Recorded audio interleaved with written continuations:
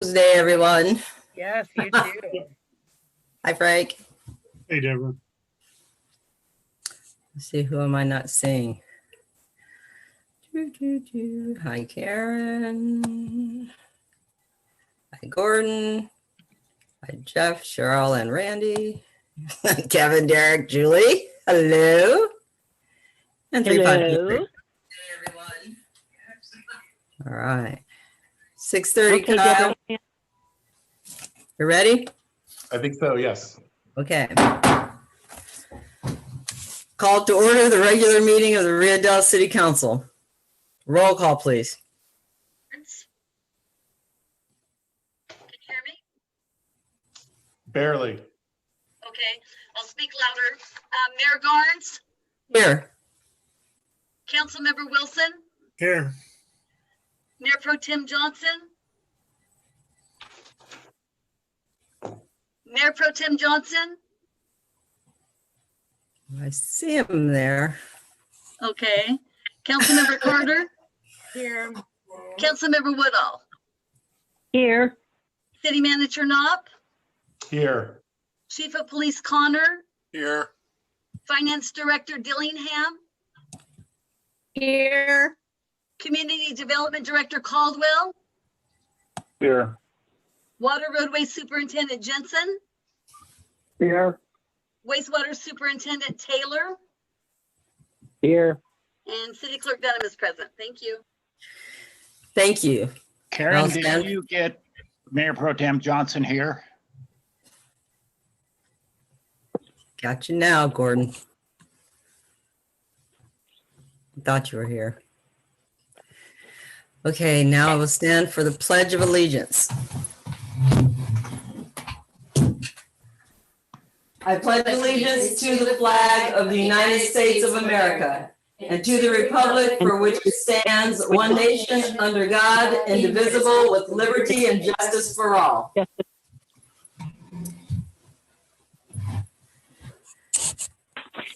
Ceremonial matters. We will now have a moment of silence in memory of former Mayor and Council Member Bud Leonard.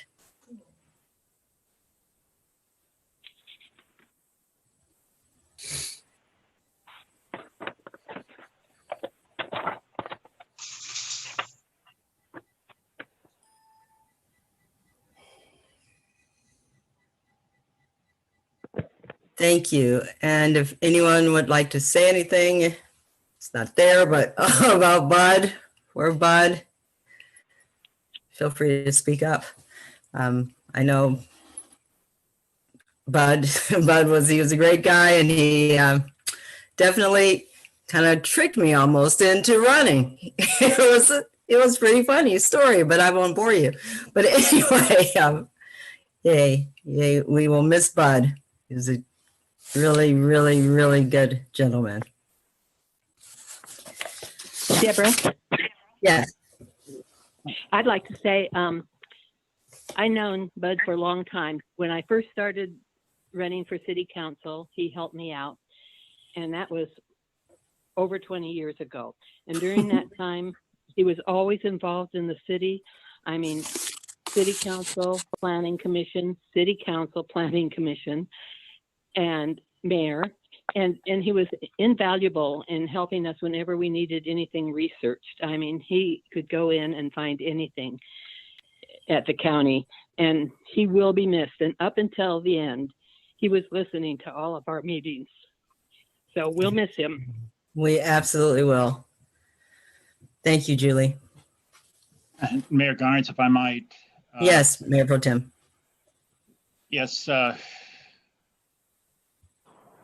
Bud was instrumental in one of the main characters that got me into politics in Rio Dell. He had been on the planning commission until 2010, and then he ran again for city council and was elected, and that created an opening on the planning commission. And that was my first appointment to city government.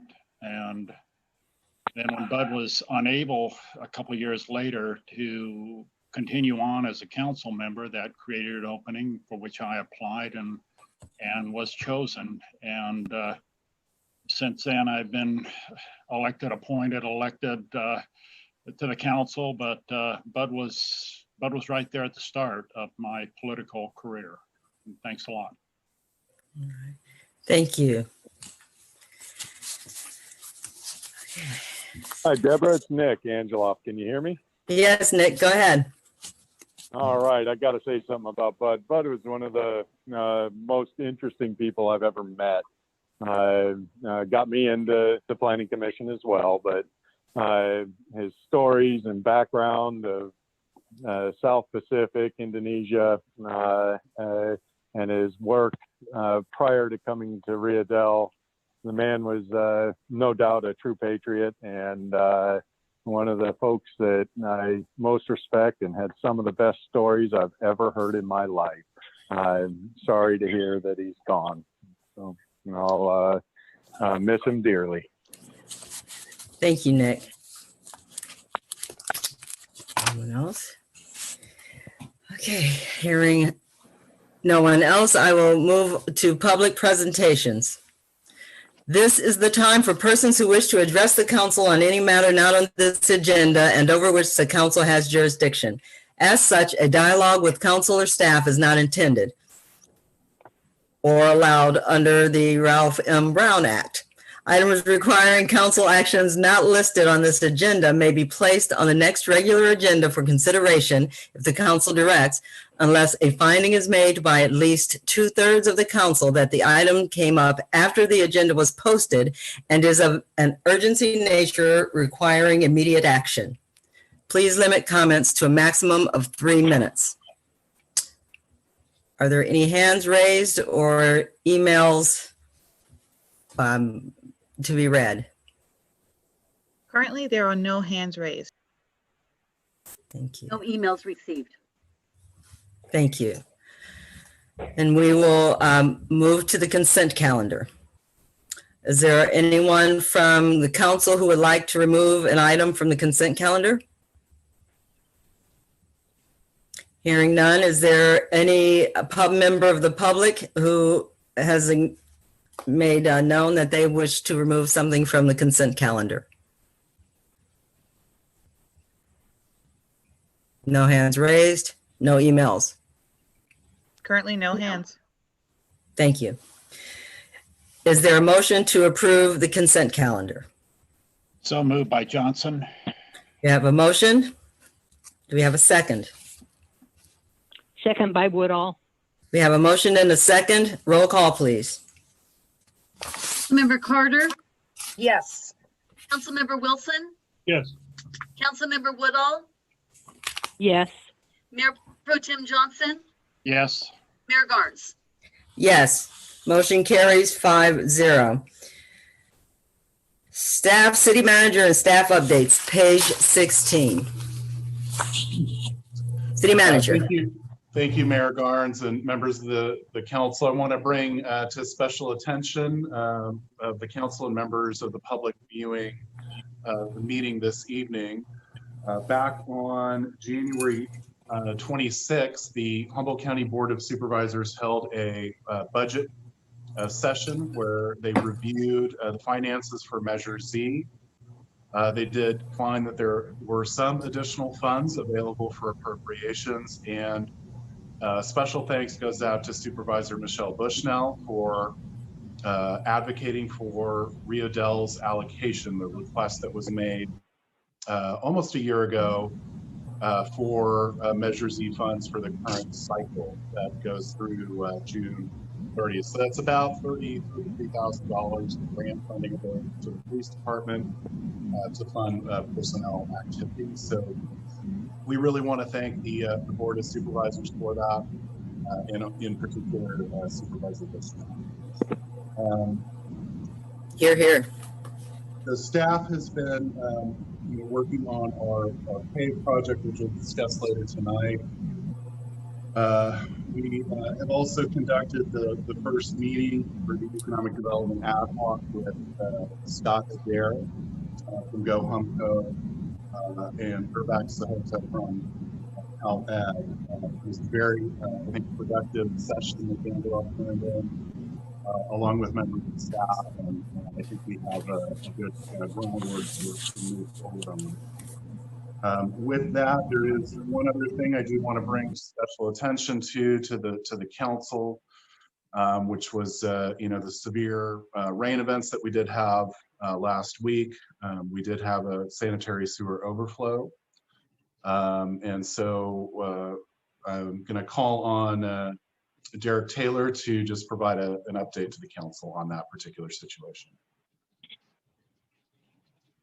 Mayor Garnes and members of the council, on January 26th and on 27th, associated with the same rainstorm, we had two individual events that produced a sanitary sewer overflow at the end of Painter there, our north trunk line choke point, so to speak. We had about 30,000 gallons lost, but we were able to recover about 7,000 to 8,000 gallons over some late nights and some quick responding by the operations staff and the utility crew. Wanted to give them a big thank you. They were out late cleaning up stuff, standing in the rain and cold. So I really appreciate their help. That was pretty much the first sanitary sewer overflow. These last rains over the last Sunday and Monday that just passed were a little more steady, but did produce quite a bit of rain. We were kind of close, but the system did hold.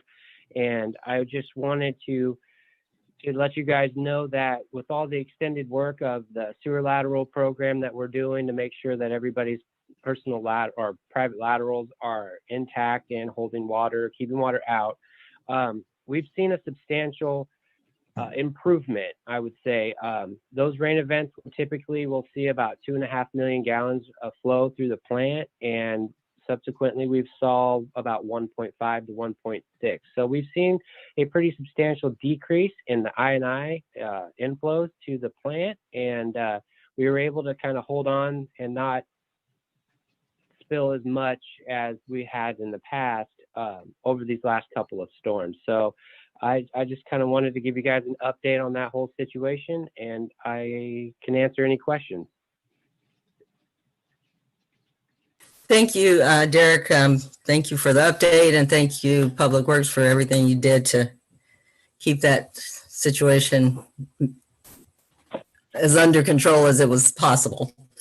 Are there any questions for staff? Mayor Pro Tem Johnson. Thank you, Mayor Garnes. Yes, Derek, I've got a question regarding the line from Painter Street to the plant. Do you know the last time that we ran a camera through it and subsequently did cleaning? I mean, the point is it in the best shape that we can get it in, so that we don't have it as the problem, other than it just can't handle the high flows? So I would say when I first started here in 2019, it's either that summer or the previous summer of 2020, we did camera the entire length from the plant to Painter Street, where it kind of goes back towards the collection system, that choke point where it makes a 90 and then heads out through some pretty flat pipe through the field where we're having the issues. The pipe itself is intact. It's an older AC line, and it is, it looks good for the most part. There's no visible damage from any of our sewer cammering or anything like that.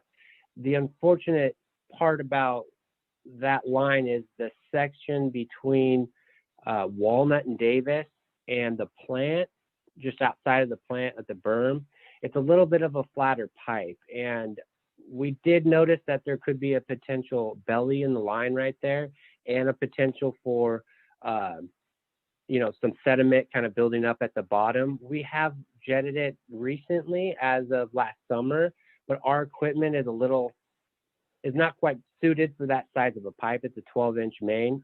Me and Kyle have been talking earlier this week, and we're going to get some outside help to really, take a look at it and see if we can give it a really good cleaning and see if, kind of what happens after that, just to kind of observe and see if there's anything in the pipe that could be potentially causing a restriction. But as of now, we do know from some preliminary GHD reports that unfortunately there's a section in there that it's just very, very low slope. It's almost a flat pipe. I mean, it's like a 0.078% slope. So it is a choke point, and it really doesn't, these heavy rainstorms exceed its capacity and just cause the sewer to back up.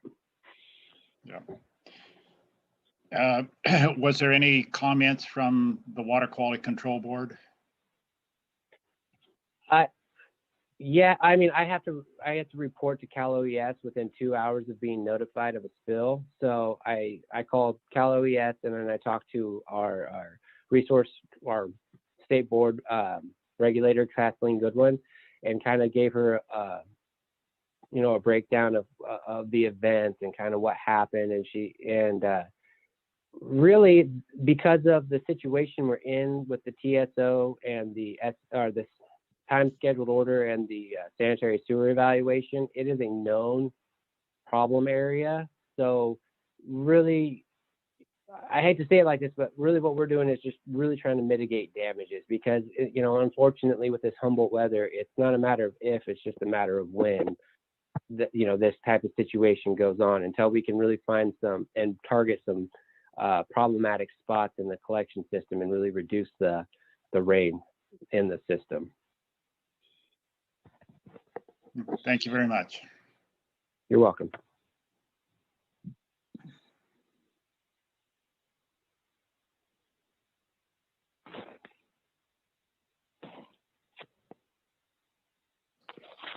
You're muted, Deborah.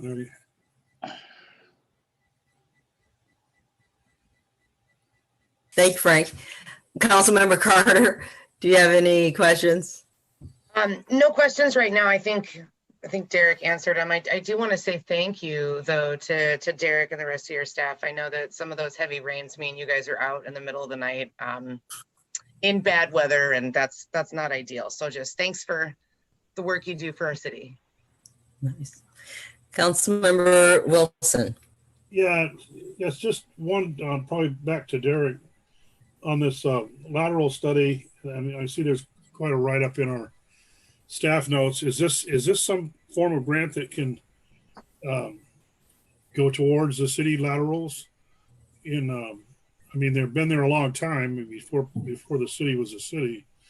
So that's, I think we're pushing 65 years as a city.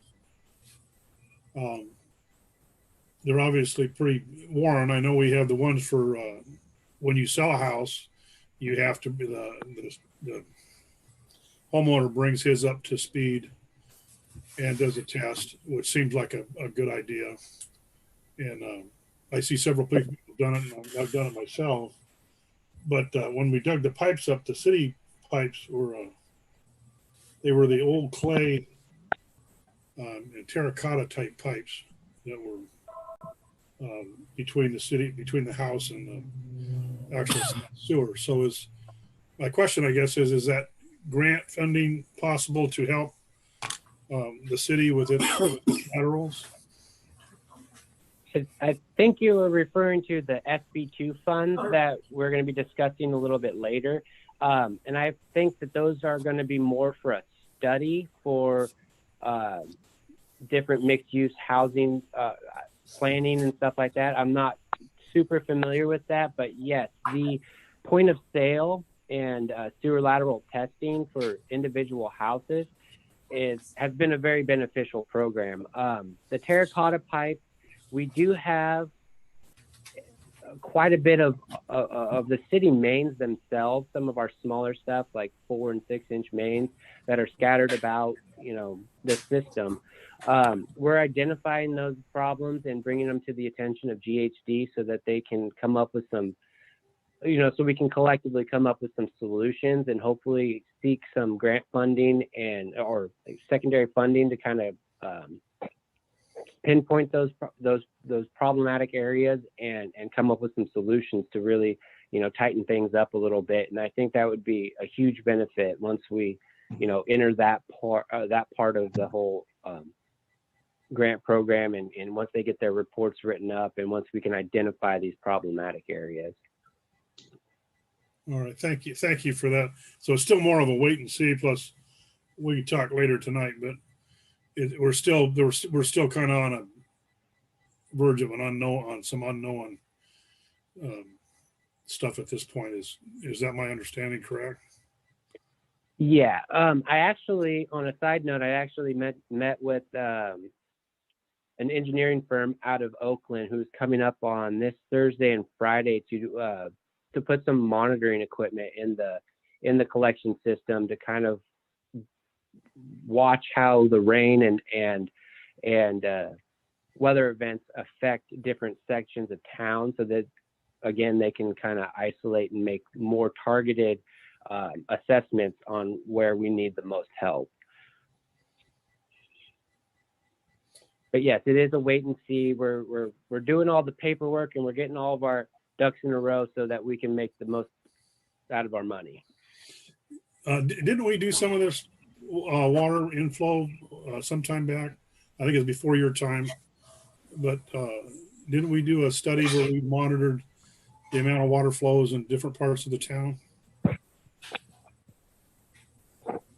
I'm not sure. City manager, you have anything? No, we've never done a comprehensive analysis of the overall collection system. We've done some spot smoke testing in various locations, but that's different from a full sanitary sewer evaluation study. Thank you for that clarification. I think that's all I have at this point. Thank you. Councilmember Woodall. No, thank you. Okay, thank you. I don't have any questions. I'm happy to note that there's only 2 calls at 355 Center, and I hope everyone else noticed that, and I'm happy about it. So then we will move on to special call items. Receive and report, provide direction to staff on SB2 planning grant. City manager, page 21 in your packets. Oh, right. Kyle, can I just 1 moment? Was there any were there any hands raised or emails sent in to make comment on staff reports? There were no hands raised. Okay. No public comments received. Thank you. Kyle. Thanks, Kyle. Sorry about that. We'll go ahead and turn it over to Community Development Director Kevin Caldwell. Hi, Kevin. Good evening, Mayor Garnes, members of the council. As the mayor indicated, this project or discussion starts on page 21 of your packet. And the previous discussion was actually a good segue into this SB2 planning grant. As the council may remember, back in, I believe it was December of 2019, we made an application for a $160,000 planning and technical assistance study to basically study the I&I problem out in the Bellevue-Ogle neighborhood. That neighborhood is an older neighborhood and is likely the source of the city's I&I, or at least probably a good portion of it. We made that application prior to knowing that our SSES, Sanitary Sewer Evaluation Study grant, was approved. So we were somewhat doubling down on that just in case we were not awarded that SSES study. We were, in fact, awarded that SSES study, which we briefly just talked about. The SB2 planning grant, since we were awarded that study, is actually duplicative of the SSES study. That's why we, at the January 19th meeting, which we did not present this, but your staff report included the information, suggested that those funds might be used for other studies. We talked this over with the Department of Housing and Community Development, told them the background that we were in fact already conducting the SSES study, and through our discussions with them, we talked about the possibility of using those funds, which is $160,000, for other studies that may facilitate additional housing opportunities. And one of the projects or studies we talked about was the possibility of preparing construction drawings and civil drawings, basically for a shovel-ready mixed-use project. In the words of HCD staff, they thought that was a game changer for Rio Dell and was very encouraging. It was noted, a little bit of discussion regarding our requirement that when a property sells, that the property owner is obligated to test their sewer laterals. It should be noted that back in the Ogle Bellevue neighborhood, since that requirement was implemented, there have been 18 tests out in that neighborhood, which represents about 11% of it. There's roughly 160 properties out there. Of those 18 laterals that were tested, 7 or about 80 or about 38% had to be replaced or repaired. So we are slowly chipping away at the problem. Again, the big issue here is this SB2 grant, as currently awarded, is duplicative of the SSES grant that the city has been actively working on. Again, HCD was very supportive of the concept. We identified 4 properties in the city that might be ideal locations to consider a mixed-use development, which would include, of course, housing and an economic development, which, of course, is one of the council's highest priorities. Those 4 properties are identified on a map on page 23 of your packet. Property number 1 is the Baptist Church at the corner of Wildwood Avenue and Bellevue Avenue. Property number 2 is a former Alban property, which is currently owned by the owner of Hobie's Market. Property number 3 is the Rio Dell Mobile Home Park. And then property number 4, of course, is the Todd property at the intersection of Highway 101 and Davis Street. What that proposes, should your council decide to redirect or encourage us to look into these possibilities, is to reach out to these property owners to see if they would have any objection to us possibly preparing shovel-ready plans for a mixed-use development at those properties. Once we would hear back from those properties, our intent is to bring the results of our outreach to your council and get direction on which one of the 4 you would think would be the most appropriate to explore this mixed-use development. Again, HCD thought this could be a game changer for the city. We too believe this is right in line with the city council's highest or one of the highest priorities to not only encourage economic development, but to facilitate economic development. Again, these would be shovel-ready plans that the city could market. Basically, you come in, you get the plans, and you get your permit. There is no discretionary review. And it takes all the guesswork out of it for the developer. So with that, I would certainly try to answer any questions the council may have, any questions the public may have, or if the city manager would like to add any additional information, I would encourage that as well. Thank you, Kevin. Kyle, did you want to add anything before I? I think Kevin did a good job of covering the staff report, and again with the SSES, we're really looking at a lot of different solutions in that regard. For example, Councilmember Wilson brought up the clay piping, which naturally moves water into the groundwater into the pipe system, and so there are some creative solutions, slip lining those particular lines that could be quite effective. In particular, being able to leverage grant funding to cover the cost of those types of projects. So I think in that regard, we're showing the state that we're making progress on that particular issue and remediating it. That's the job number 1 at this point.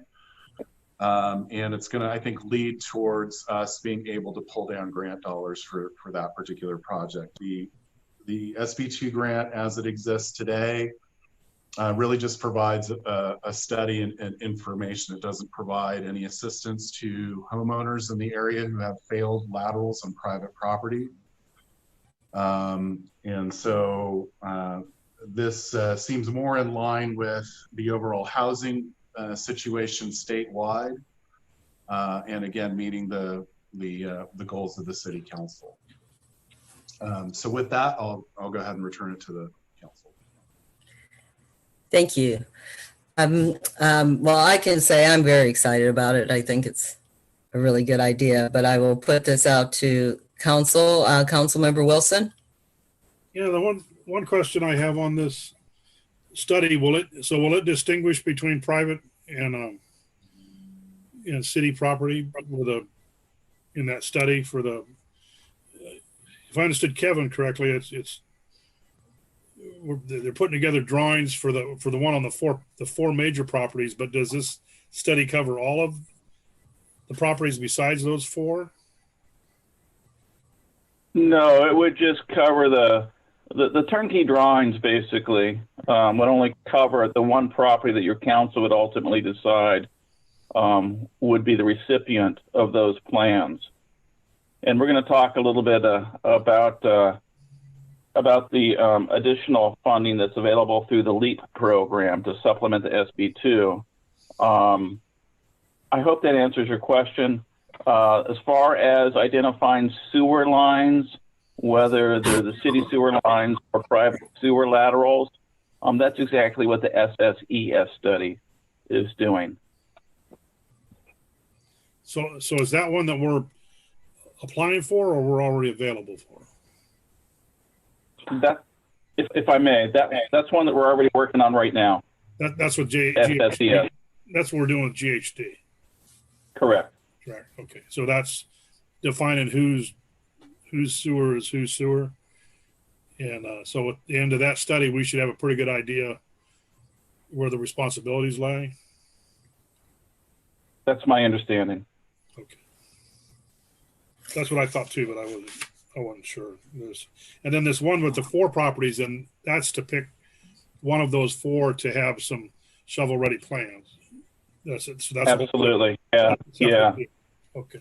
That's exactly the idea behind it, is that a developer, we'd be able to market these plans to a developer that have already gone through the plan check process, already gone through the environmental review process, and are basically, you pick up over the counter and you're good to go.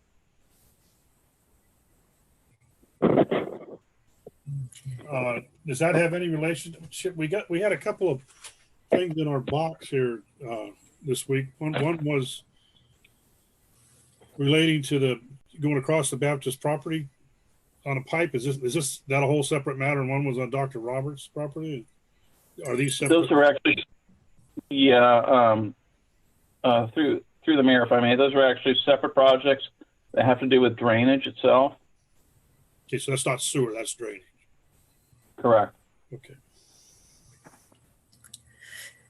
Thank you. Are you done, Councilmember Wilson? Yes, I am. Okay. Councilmember Woodall? Yes, I have a question. So these plans that would be ready, have other cities utilized this program? And I'm trying to understand, so when the owner goes to, let's say this church, for instance, goes to sell the property, they use that to promote their property? Yeah, those plans would have been, yes, you're absolutely correct. They would be available to the owner to market the property. Okay. And the idea is to get a developer in here that would actually build that mixed use, that residential commercial type project on that property. And it's a huge advantage to the developer. Okay, but let's say they're just going to, it doesn't mean they have to sell it that way, does it? If we do the plans for them, they can still sell it any way they want. Absolutely. Okay, absolutely. So do other people have success using this program? Or are we going, I mean, I'd like to know what the success rate is. I'm wondering if a lot of people do this, or if we're going to put this study money into it. I mean, it's like $225,000 into it. And well, with the LEAP program. And if the property we decide to choose decides not to do it, then we've lost the money that we've put into the study. Am I right or wrong? You are correct. It does not obligate any property owner to follow through with these plans that are prepared. Okay. And you And don't as know. far as other jurisdictions, I'm sure that other jurisdictions have developed shovel-ready projects plans, but I don't know what the success is, and I don't know exactly which agencies or jurisdictions have done that. I could certainly reach out to HCD tomorrow and find out if in fact they're aware of any that have been done and in fact have been built.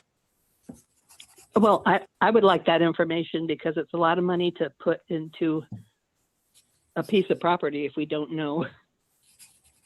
Well, I mean, I would just like to hear.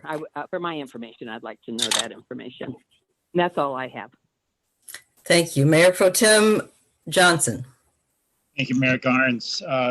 Kevin, if we look at the map on page 23, and in particular, the piece of property highlighted as number 2, which previously had been owned by the Albin family, it looks to me like it'd be a great parcel to get some plans ready. If you were envisioning something going in there, what would it look like? You mean as far as the uses? Well, as far as,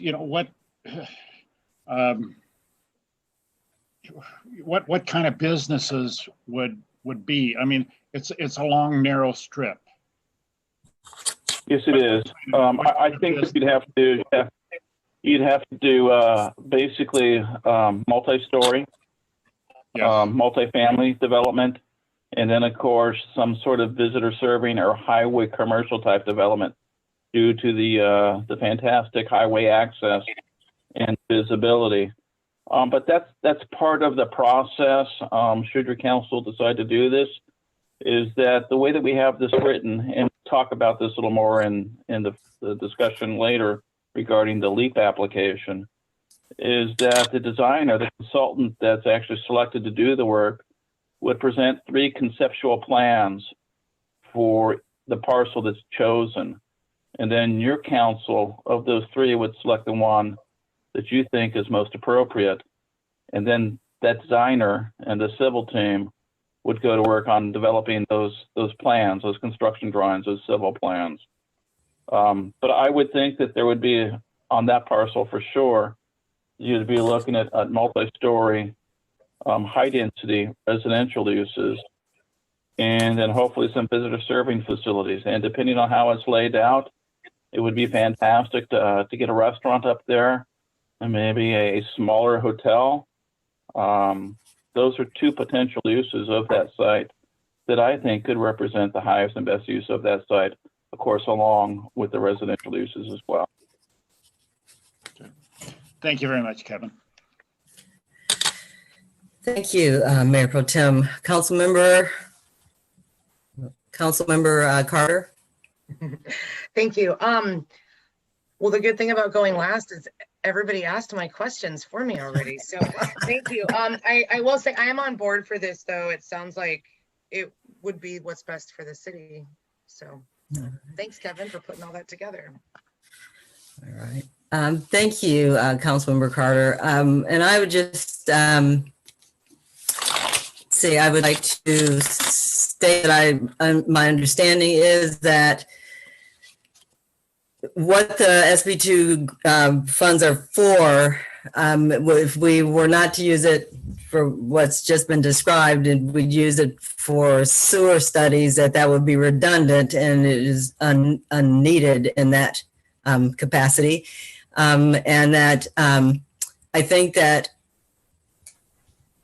if we reach out to the property owners and someone is really excited about doing it and having it done, it would kind of, you would tend to believe that they were going to either sell it or develop it themselves, because there's no other reason to do it. And I believe that it would allow a property owner to even ask for a higher asking price because everything's done. And so a developer, or even if they were to develop it, would not have to go and do all of those steps and pay for all of those steps. Those steps would be already there and waiting for them, and it would just be a much easier road for whoever was intending to develop it. So that's something I think that we need to keep in mind as we talk about this. So are there any hands raised or any email from the public? Currently, there are no hands raised. Okay, and I just want to say that, and I know this because my screen keeps going away, that Rosa is putting up the numbers. She's putting up the information for people to call in or raise, to Zoom in or call in while some of the discussion is happening. So just for anyone who doesn't know that or who's on the phone and not seeing the screen, we aren't just asking it just to ask it. There's actually the opportunity for citizens to call in or email in. So let's see. Now, as far as action, City Manager, what is it that you are hoping? What do you want us to tell you? Whether we want to move forward with sending out letters? Correct. So if the council would direct staff to move forward with this, we would then approach the property owners and provide them this opportunity and see if anybody's interested in this possibility. If I could back up for just 1 second, though, Karen, did we have any emails? No emails received. What about from last week, though, or last meeting? Oh, good memory. Thank you for reminding me. I can read that. Good memory. Okay, so the question regarding SB planning grant. Residents of the Bellevue Ogle neighborhood have been coming to Rio Dell City Council meetings for many years, now asking for help with the drainage and sewer issues in that area. The $160,000 grant to conduct a sewer lateral study in the area was obviously thought to be a high priority need identified by the city back when the grant application was developed. The staff report for this item says one of the concerns in accepting the grant and implementing the study is that we believe there is a significant number of properties that have failing laterals, and as such, these property owners could be responsible for replacing the laterals. The average cost for a lateral replacement is $5,000, about $5,000. This is likely a burden that most of the property owners cannot afford. So, what is the city's plan for addressing the significant number of properties that the city believes have failing laterals if the city decides to divert this grant money from the original study? Have the property owners who reside in the original sewer lateral study area been consulted? And could the city pursue any options or grants for helping property owners make the necessary repairs rather than just leave them with failing sewer lines? Thank you, Sharon and Steve Wolf. So if I could jump in there and just try to answer that. The I&I issue, as we've discussed, is a very high priority of the city. And so that's why we have secured roughly $500,000 in grants to do the overall study of the system. There are a lot of mysteries associated with the system. It'll be the first time really that a comprehensive study has been done on the collection system, a lot of which is composed of legacy infrastructure established prior to the incorporation of the city. So there's significant issues with the sanitary sewer system just by design. For example, the clay pipe that was mentioned, the physical limitations of some of the final connections to the sewer plant itself are limited. All of that has to really be looked at holistically. While we believe that there are issues in the Bellevue Ogle neighborhood with privately owned sewer laterals, it is not exclusively an issue for the Bellevue Oval neighborhood. It's an issue that exists all throughout town, particularly with the older building stock. And so the city has one of the more aggressive policies for the sewer lateral inspections at the time of sale that Kevin briefly mentioned. And in this particular neighborhood, there have been some repairs done to that section. And as Derek Taylor mentioned earlier, the rain event from last week produced less I&I than we would have normally seen in that particular event. So progress is being made on that. But we think there's a lot more to do, particularly on city-owned infrastructure that is exclusively the responsibility of the city to take care of. And so again, by identifying some of the areas that we can do repairs like slip lining and issues like that, our hope is that we can really reduce the I&I situation without taking further steps beyond the sewer lateral inspection policy. So this is in the best interest of both the ratepayers, the individual property owners, and again, the game changer for this was for us, for SB2, was in talking with the state and finding out that we could include mixed use development pre-permitting in this. So including, commercial activities in conjunction with housing. And that was really important because it helps push forward economic development in the community and fits what really the state ultimately wants the SB2 dollars to go towards, which is increased housing.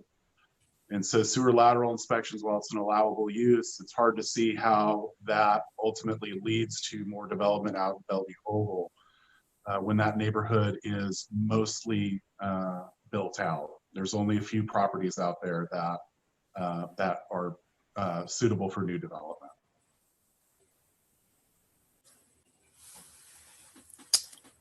Okay, I hope that answered the question. I'm not sure. I mean, I don't know if the question was about whether or not the city could use those funds for residents, individual residents. That's kind of my sense of what that question was, and I don't have that answer, but do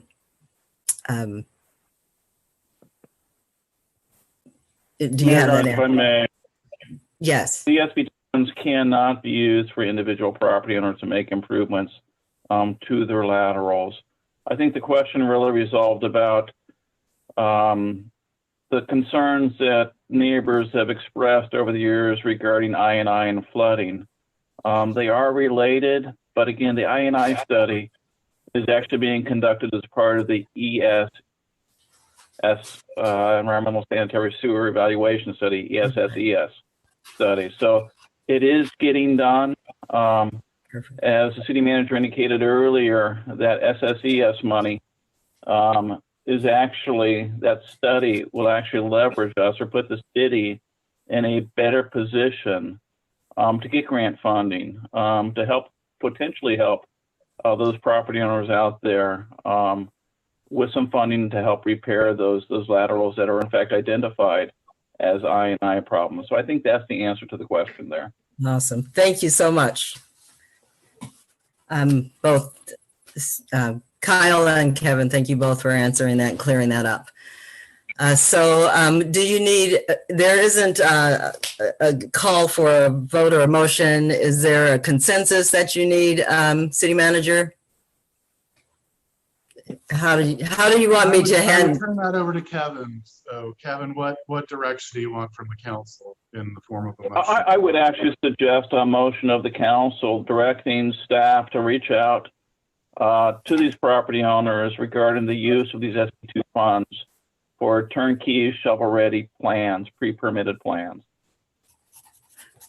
Okay, is there a motion to reach out to property owners to use the SB2 funds to create shovel-ready plans. Was that basically That was what you perfect. said? Okay, thank you. Is there a motion? So moved by Johnson. We have a motion. Is there a second? I'll I have a second by question. Carter. Okay, we have a motion and a second and a question by Councilmember Wilson. When we're doing these, I guess these pre-approved plans, is that contributing to a private individual's property? Is that what you just mentioned earlier, that we couldn't do that? Isn't that what we're doing when we take somebody's property and we put money into developing plans so they can sell it? Is that seems like that is benefiting from that?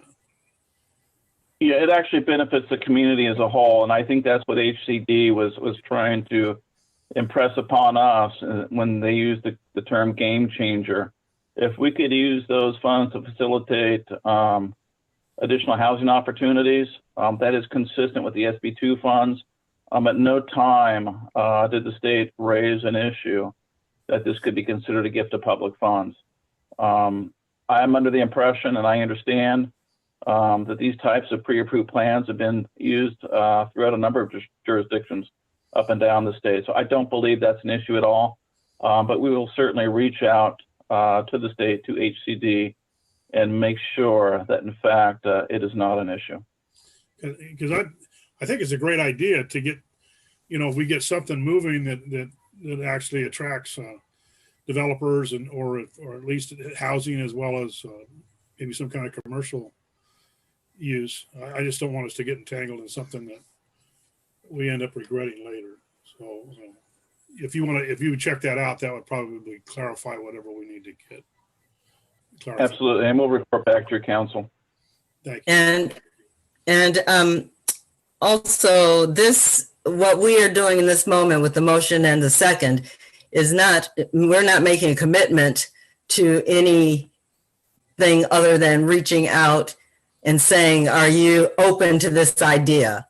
And we aren't saying we're going to do it. We're not telling, I should say, a particular property owner that we're going to do this in 2 months or in a year. We're saying, are you open to this idea? That's what this particular motion is, I believe. Is that correct?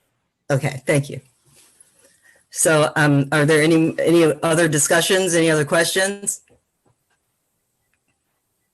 Hearing none. Is there any questions, hand raised? I think we've already done the hand raising and the email questions, and we've had that. So can we have a roll call, please?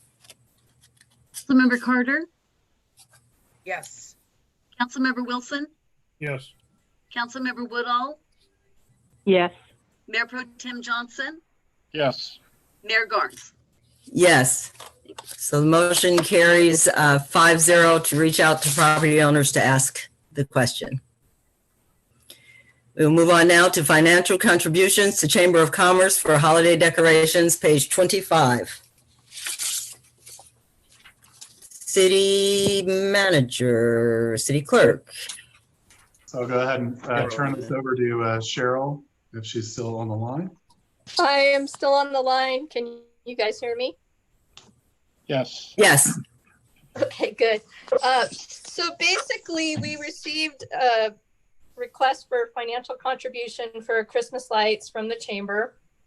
I would like to say I thought that Rio Dell looked especially festive this holiday season, and thank you very much. But when we went to process it, we realized we don't have an agreement, and we didn't have specific guidance or approval from the council to reimburse the chamber. So the current budget has sufficient funds allocated, but there was no specific direction regarding funding the chamber for the current fiscal year. So that's what we're looking for. Thank you. Thank you. I'm gonna just poll the council. Council member Woodall, do you have any questions, comments? No, I just think that in the future, we need to make sure this is done beforehand. And and take a look at it when we're doing our budgeting. Thank you.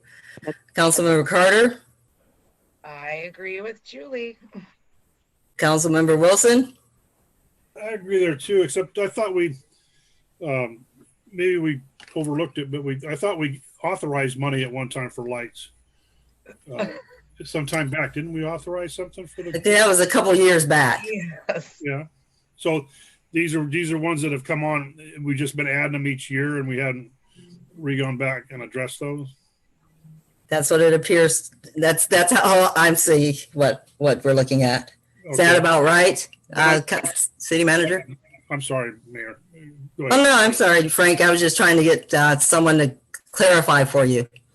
I can clarify. So we had received previous approval from the council last fiscal year.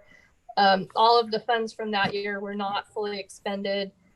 And it was an oversight to not have it. So the funds are in a line item called promotional, but they're not specifically earmarked for what that promotional purpose is. So when we do the budget for next fiscal year, we'll make a point of like putting in the notes that this is for the chamber if that is what your council would like to be done. Okay, so it sounds like it's an after the fact housekeeping that we need to take forward, fix going forward, so we don't do this again. Is that correct? I think that's correct. I think so. I It's hard to believe so, and I know communicate. Nick is also I'm sorry. Okay. I don't know. I think we might have lost Cheryl, or she went out on us. Nick is on the line if you guys wanted Okay. to hear from me. Okay, hang on, Nick. Up to you. I Yeah, heard my hang name, on. so. Yeah, for sure. Hang on for a sec. Councilman Mayor Pro Tem. I'm sorry, Frank. Were you done? Yes. Thank you. Mayor Pro Tem Johnson. Thank you, Mayor Garnes. I certainly agree with all the other council members that I think it'd be really appropriate for the council to make sure that the chamber at the time of budget preparation assures that there will be a line item for their consideration in the future. Thank you. Thank you. And yeah, I have some questions, I guess, or I don't really have a question. I have some issue with, I know that I love the Christmas lights and they were absolutely beautiful.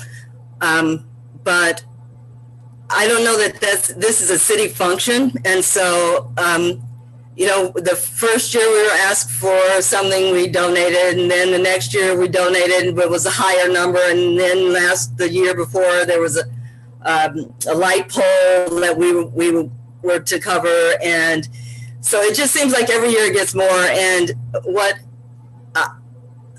it's my understanding is that it's either the chamber's deal or it's the city's deal, and it's the chamber's deal. So what I guess what I'm trying to sort is, you know, we as the city are a member of the Chamber of Commerce. So we as the city then should donate the exact same amount as every other business in the city, because the Chamber of Commerce is, its function is the businesses of the city, not the city, you know, bankrolling the activity.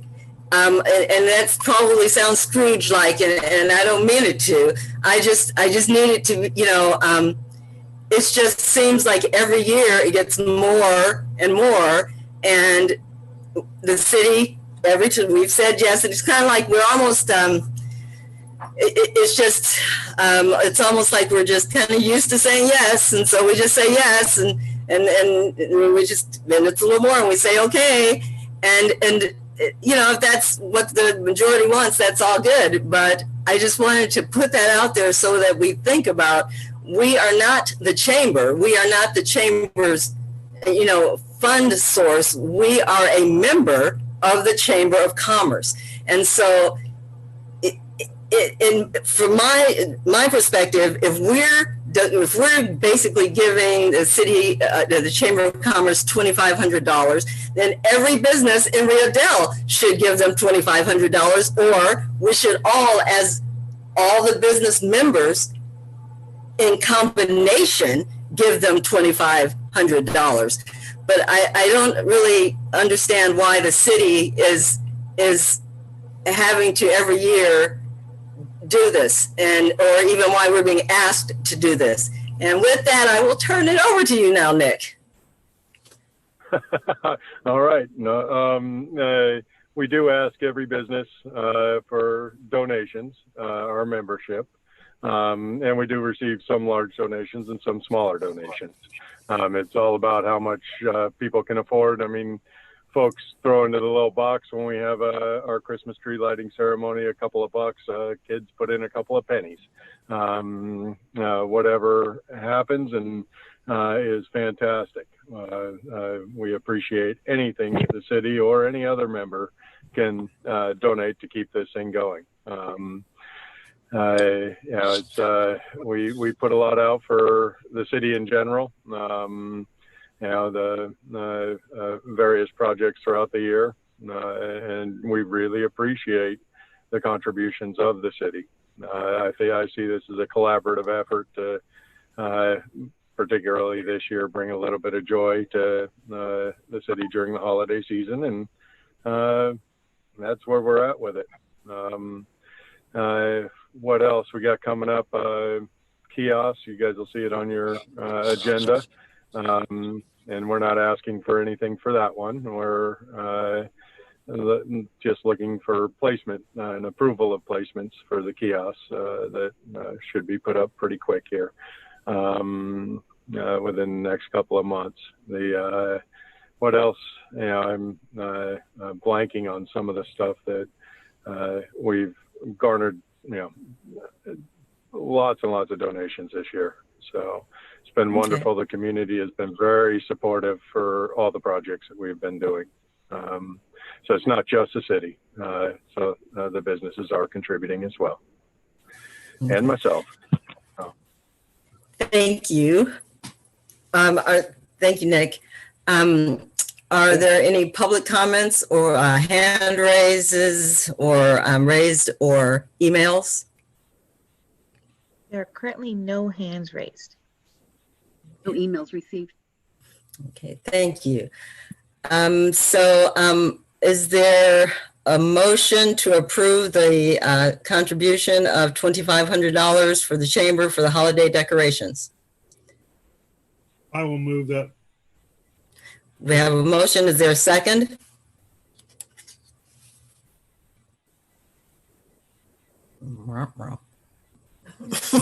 Second by Johnson.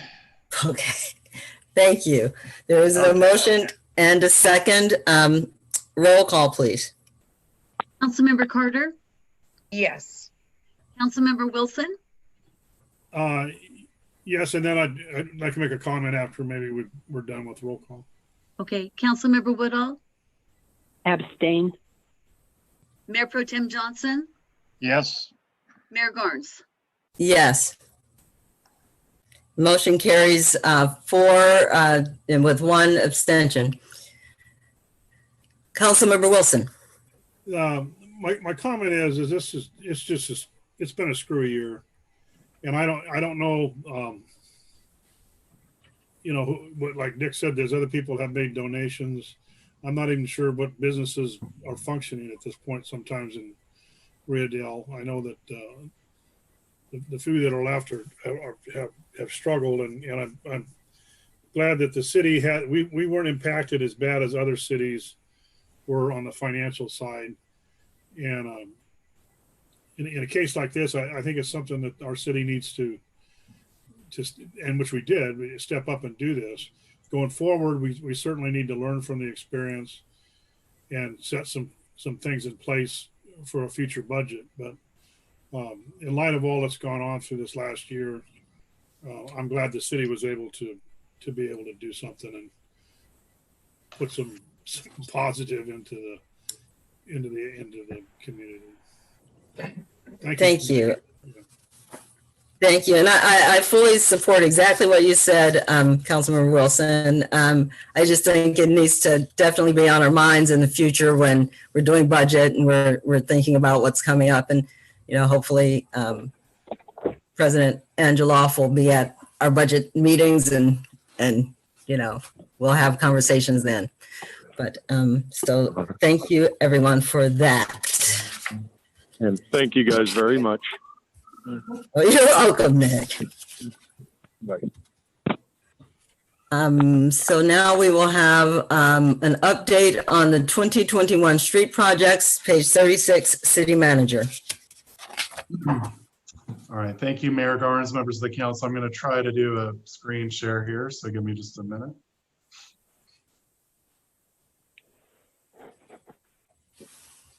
Hopefully that pops up on the screen. I can see it. Okay.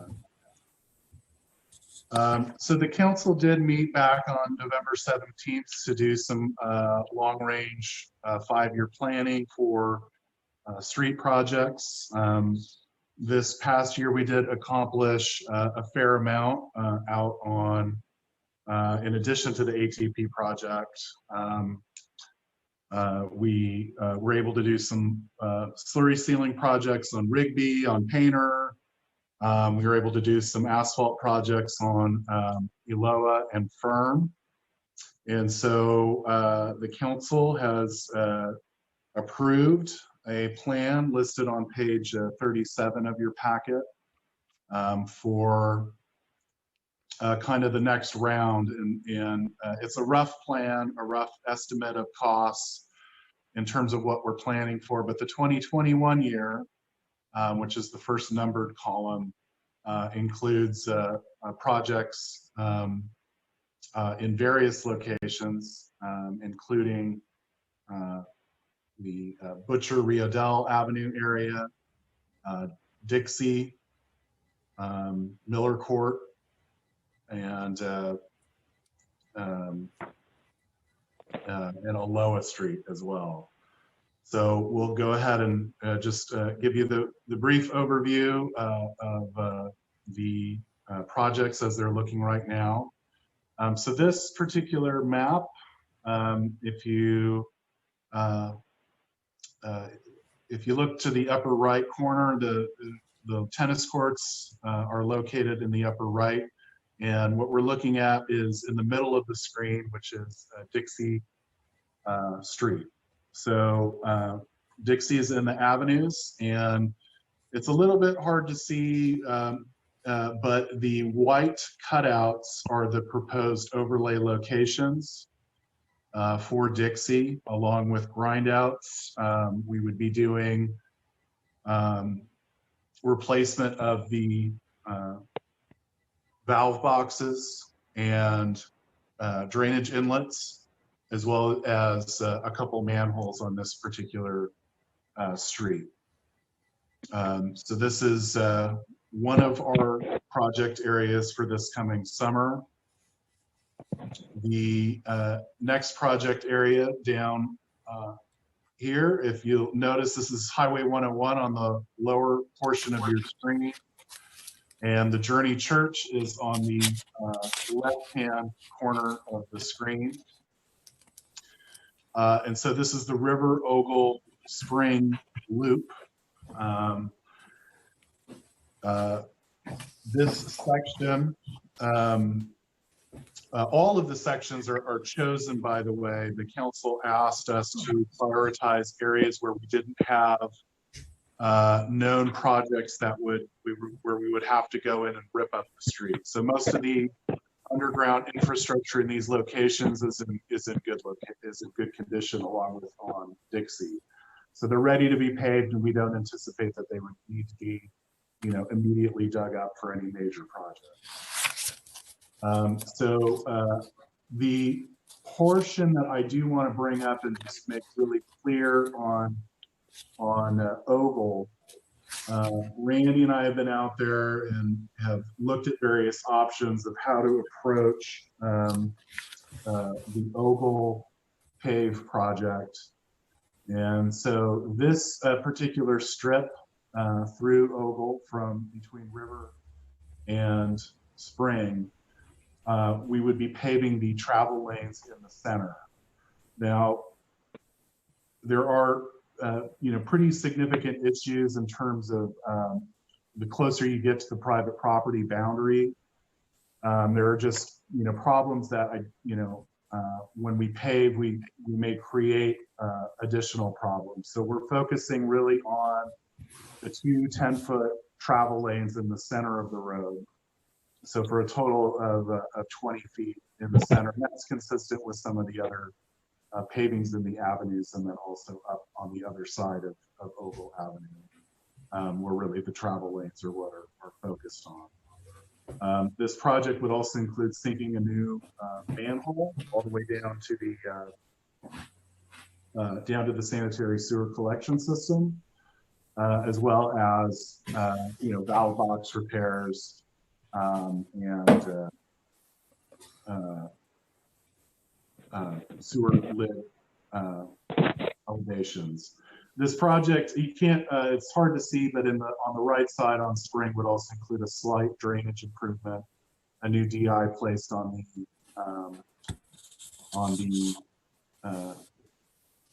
church side of Spring that links to some of our new drainage inlets that cross the road here, just to make sure that we're not creating drainage problems that then we have to go back and solve later. This next project site location, you'll see 101 across the top of your screen and CC Market on the right-hand side. So this is Aloha. This far left portion of your screen is where our ATP project recently terminated, and this area has been modified.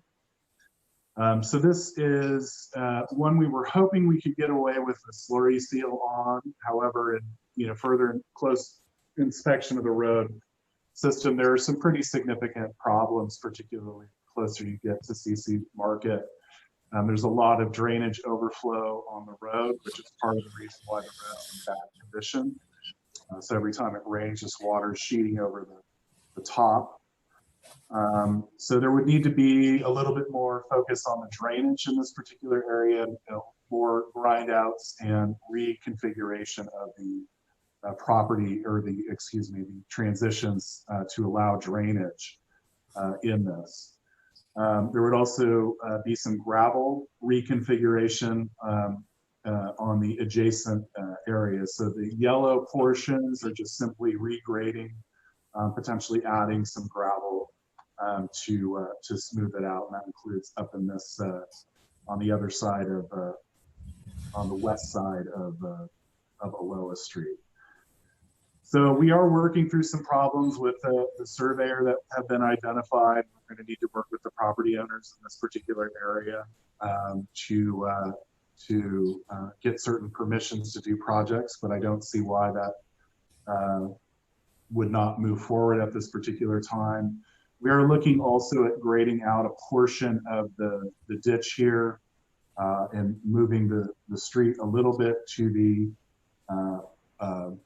the west by about 2 feet, just to create a little bit more room here. The road width as it stands right now is very, very highly variable. It's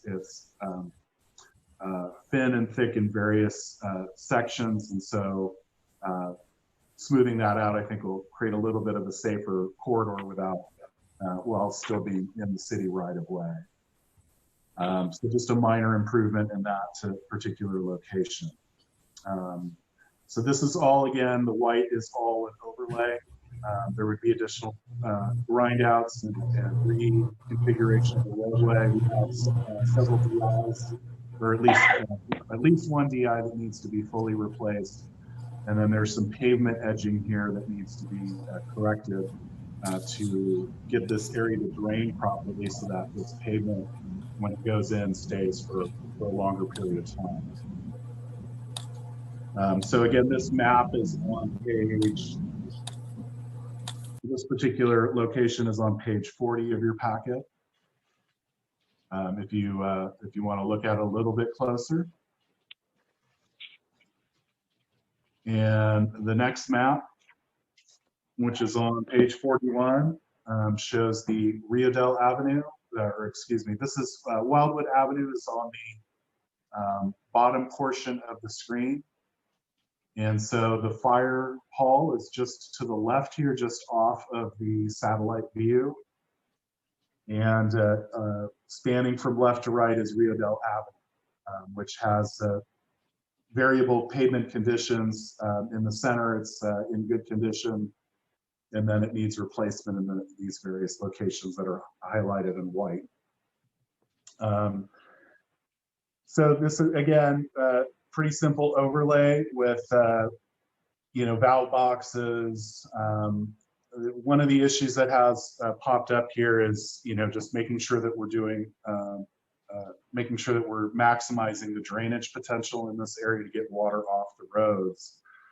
A lot of these roads have failed and are in the condition that they're in simply because there's no drainage off of these road sites.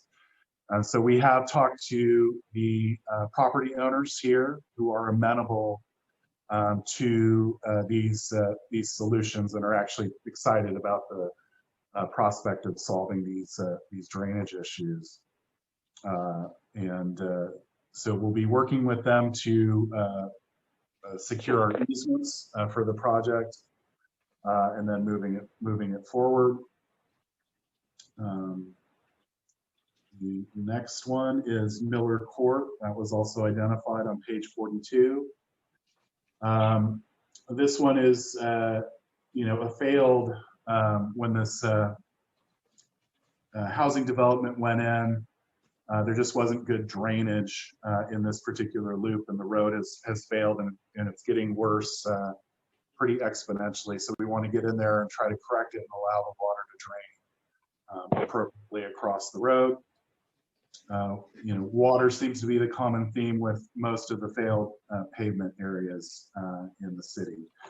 So in addition to this, there's probably another 200 square yards of various grindouts and patches in different locations in town in preparation for slurry seals. And then we would also be putting a few tons of asphalt up on Bellevue Road to correct some of the deficiencies on that particular road. So we're hoping to get the bid out before the end of the month, hopefully by mid-month, and then have results early in, preferably by mid-March for the council to approve a project. So this is just an opportunity to update the council on where we're at with those projects from back on November 17th. Answer any questions that the council may have, and then just see if Randy has anything else to add or that I may have missed from the discussion.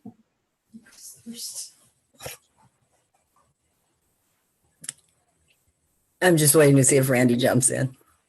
Okay, Mayor and Council.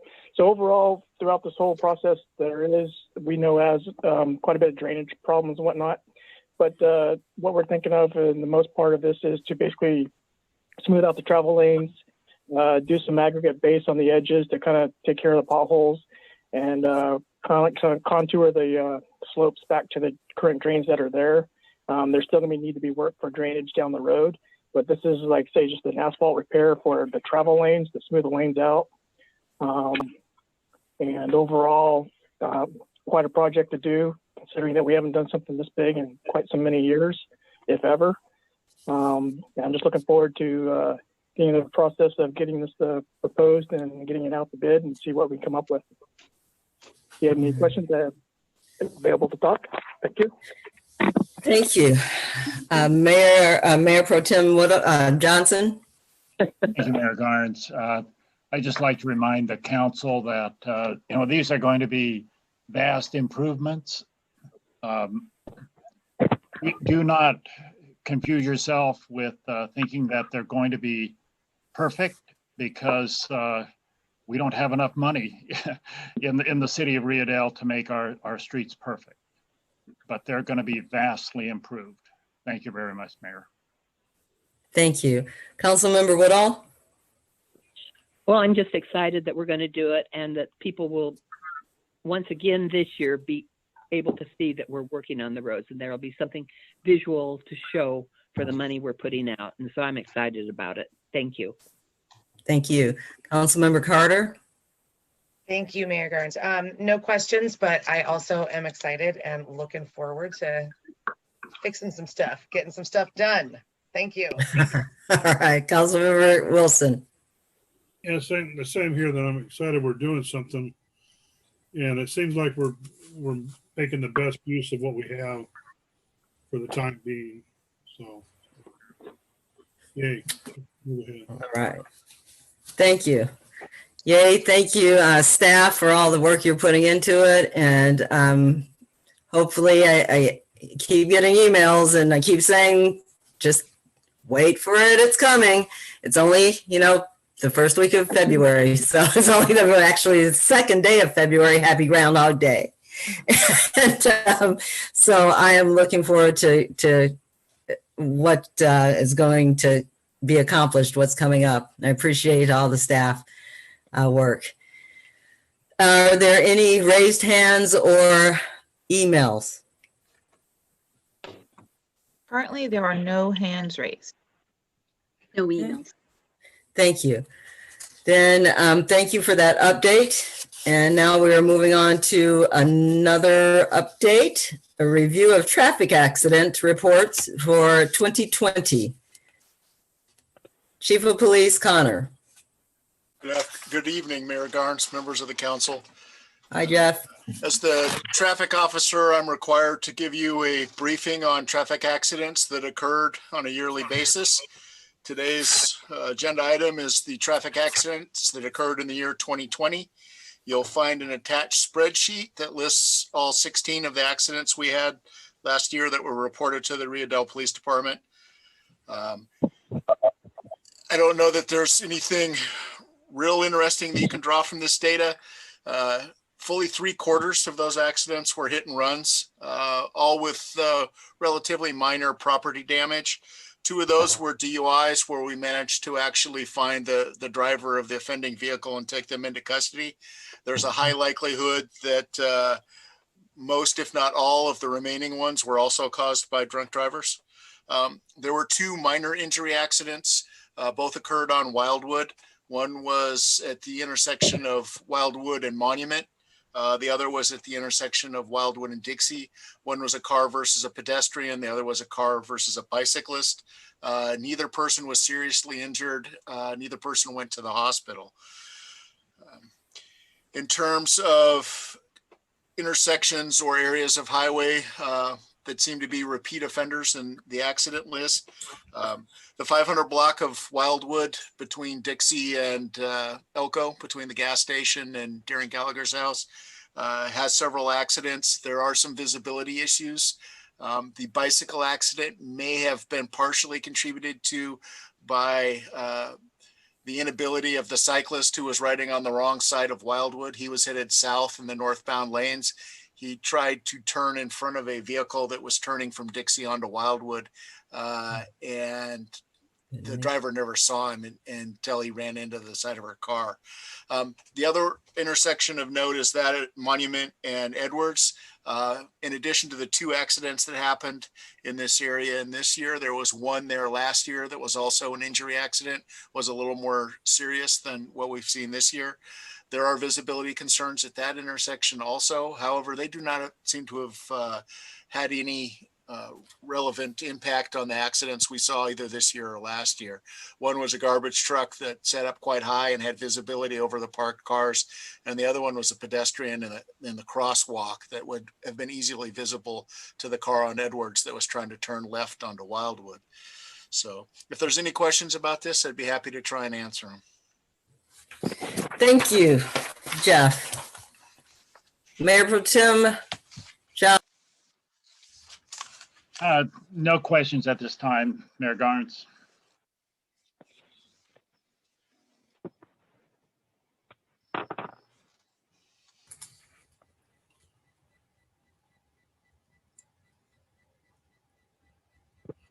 You're muted again, Deborah. You're muted, Deborah. Councilmember Wilson. Yeah, I just, as Chief Connor said, it is notable that 12 of the 16 were hit and runs. I was counting those earlier. They just hit somebody and then drive off? Is that the classic deal? And then somebody pulls them in later? Is that what happened? I didn't try and calculate how many of them hit cars and how many of them hit fixed objects. I'd say the majority are fences, telephone poles, things of that ilk. But there are at least 4 or 5 where they hit a parked car and then they drive off. There was this morning when I was going to work, there was a guy I've seen him before. He's on a unicycle. It's battery powered or something. First I thought it was a bicycle going down the road, and then I got up there and there's a guy on a unicycle. I know the gentleman of which you speak, and I am awed by his bravery. If I tried to get on that thing, I'd be road rash from one end to the other. Yeah, it's kind of a scary thing to be out that early in the morning in the rain, riding a unicycle. So, yeah. All right. Councilmember Woodall. Nothing. Thank you, Jeff. Councilmember Carter. Yes, thank you, Mayor Garnes, and thank you, Jeff, for the update. My question is about the visibility concerns on Monument and Edwards. Shocker. Are any of those caused by the person who likes to park where there is no parking spot and blocks the visibility there? Is that what you mean? Of the 3, well, that is the angled parking on the east side of Wildwood does obstruct vision. If you're coming up Edwards and come to the stop sign, you have to slowly ease forward to see traffic coming across the bridge. And a particular problem is the one truck that tends to park at the very north end of that angled parking, not really in the angled parking and more perpendicular than angled.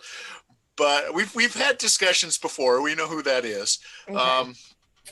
But of the accidents that occurred there, one was a hit and run that occurred in the middle of the night on the other side of the street where they just backed up into a parked car. So that didn't have any play in it. Okay. The one that I referenced that occurred last year was a garbage truck that was coming down Monument and was trying to turn onto Wildwood. And there was a car proceeding straight headed south on Wildwood. And the garbage truck ran into the car, causing major damage to the car, and the driver went to the hospital by ambulance. But the garbage truck driver sits up higher than an average car, and so he could see over the parked cars that were parked on the west side of Monument. And then the other injury accident that happened there this year was a driver turning left from Edwards onto Wildwood, and she struck a pedestrian in the crosswalk, and the pedestrian was closer to Grundmann's than she was to Mingo's. Okay. So while that is a visibility concern, it wasn't in this particular case. Okay. I hope that answers your question. It does. You know, I had to ask. I turned left from Edwards to Monument, or to, whatever, Wildwood, every single day. I can never see. So thank you, Jeff. Thank you. Are there any raised hands? I think I covered everyone. Are there any raised hands or emails? There are no raised hands at the moment. No emails at this time. Thank you. Then thank you, Jeff, for the update. Appreciate it. Now we will move on to our final item. It was the resolution number 1478-2021, authorizing application for local early action planning, LEAP, grant to supplement the SB2 grant funds. City Manager. Page 45 in your packet.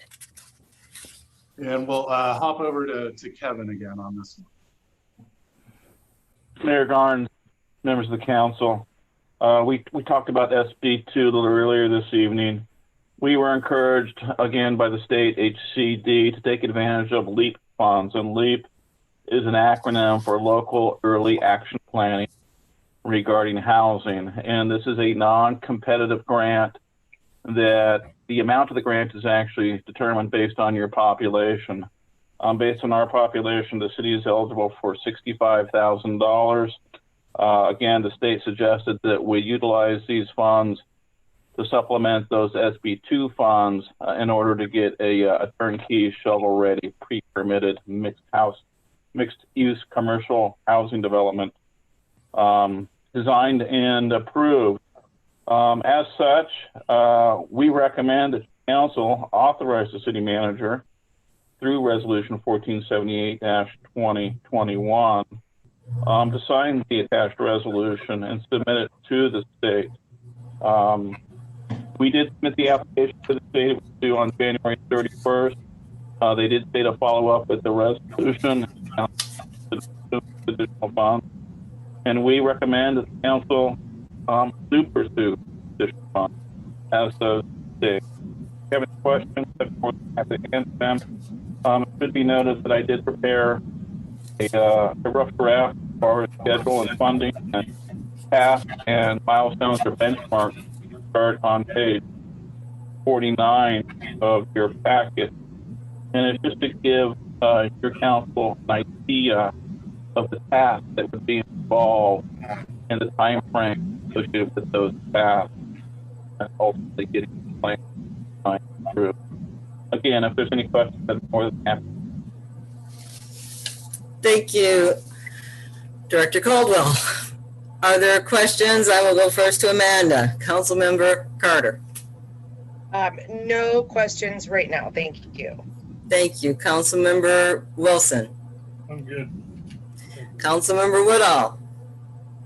No questions. Mayor Pro Tem Johnson. No questions, Mayor Garnes. Thank you. Are there, and I have no questions. I think it's a good plan, but I have no questions about it. I just think it's a very good idea to do. Are there any hands raised or emails? No hands raised at the moment. No emails. Thank you. So is there a motion to approve resolution number 1478-2020 authorizing application for a LEAP grant to supplement the SB2 grant funds? So moved by Johnson. We have a motion. Is there a second? Second by Woodall. We have a motion and a second. Roll call, please. Member Carter? Yes. Councilmember Wilson? Yes. Councilmember Woodall? Yes. Mayor Pro Tem Johnson? Yes. Mayor Garnes? Yes. Motion carries 5-0. Now we'll move on to council reports. Mayor Pro Tem Johnson. Thank you, Mayor Garnes. A couple things happened last week on Thursday, I believe. First of all, we held a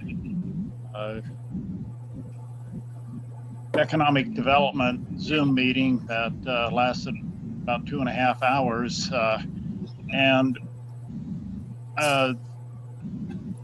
city clerk kept a record of it, and I don't know if that's been distributed to all the council members, but there's several highlights that I'd like to speak to. One is that there's an organization called Cal Economic Development, or California Economic Development, Cal ED, and it's free for us to join. It's a great resource, and I think that's one of the first things that the city should do is join that organization. The second is that Cal ED representative pointed out that there's a lot of funds available through the USDA, United States Department of Agriculture. It's more than just grain or hog feed. There's actual money out there for economic development and lots of grants out there.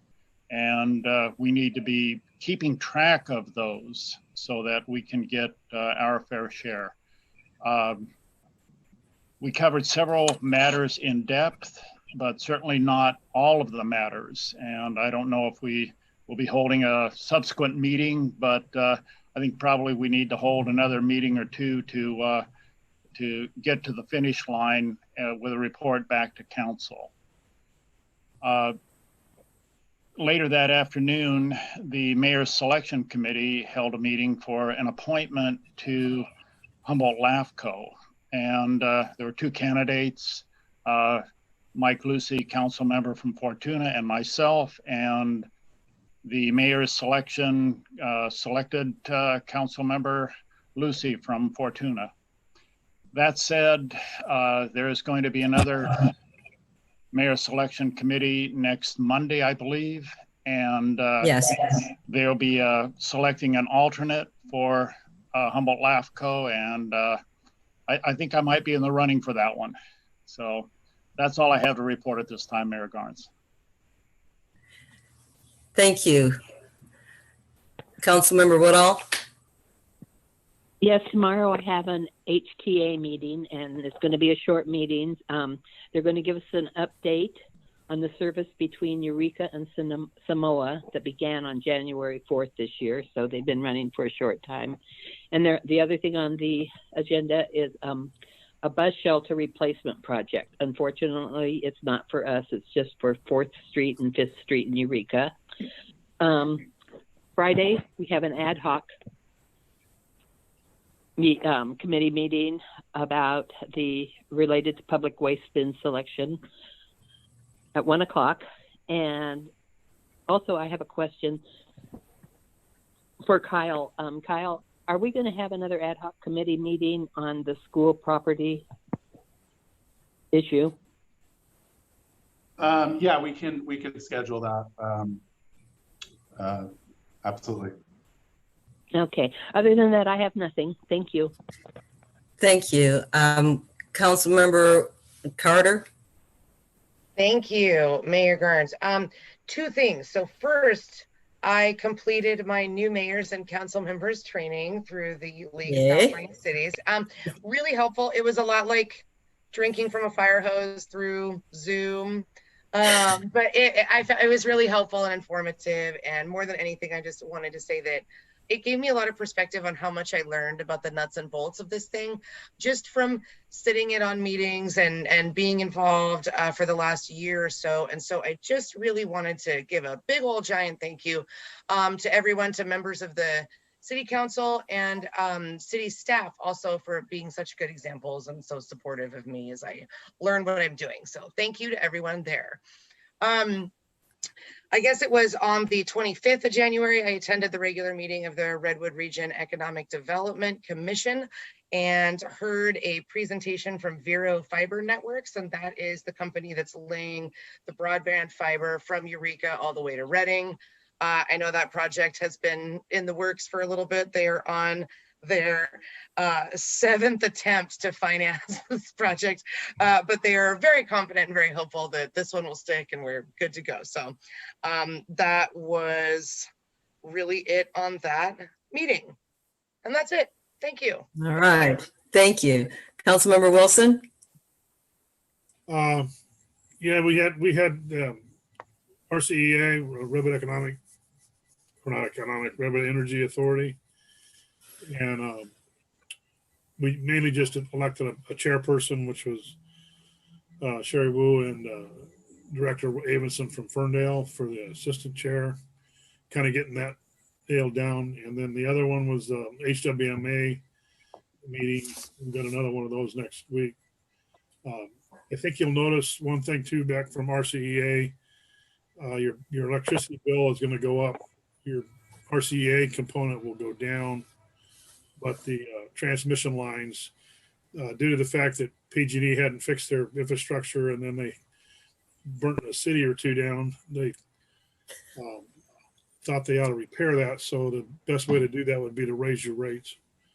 So that's what they're going to do, is so they can pay for that, and their stockholders will benefit as well. That's my cynicism on this. Pretty disgusting. But anyway, that's all I had to report. Okay, thank you.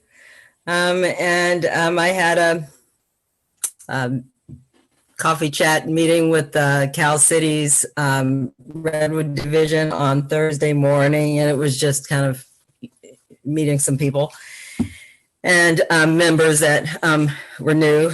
And I was invited to the California Mayor's Coalition to join that. And so basically the action plan is we'll have a monthly call with the governor to increase equity and collaboration between the governor and mayors of smaller cities, because we represent 72% of the population.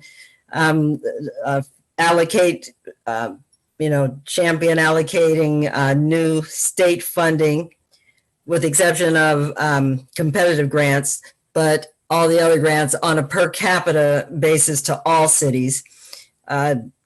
Clear, concise, timely communication with the CMC, which is a mayor's coalition, to regarding COVID spread and issues surrounding that. Safely reopening economic sectors, engaging and empowering us to support COVID-19 vaccine public education, and state sales tax deferral program, and things like that. And that's on and on. And then also the Cal Cities, I was appointed by the president of Cal Cities, which is the new name of the League of California Cities. Their new moniker is now Cal Cities. And it is, I was appointed to the Equity Advisory Committee, Advancing Equity Advisory Committee, and we will meet 3 times, and the purpose is the commitment to create equitable and just, to create an equitable and just future for all Californians. So I will bring you up to speed when our first meeting is on the 24th, and I'll report out on that. And the meeting of the Mayor's Coalition, that first meeting is this Friday, and I will report out on that after attending those 2 things. And I think that's it for me. So yay, this is my favorite part. Is there a motion to adjourn? So moved by Johnson. All right, we have a motion. Is there a second? Come on. Okay, I will second. Okay, all right, Amanda, thank you. We have a motion and a second. So we will adjourn until February 16th, 6:30. Thank you, everyone. Thank you for your participation, anyone who's out there, and we will see you in 2 weeks. Bye-bye. Meeting adjourned.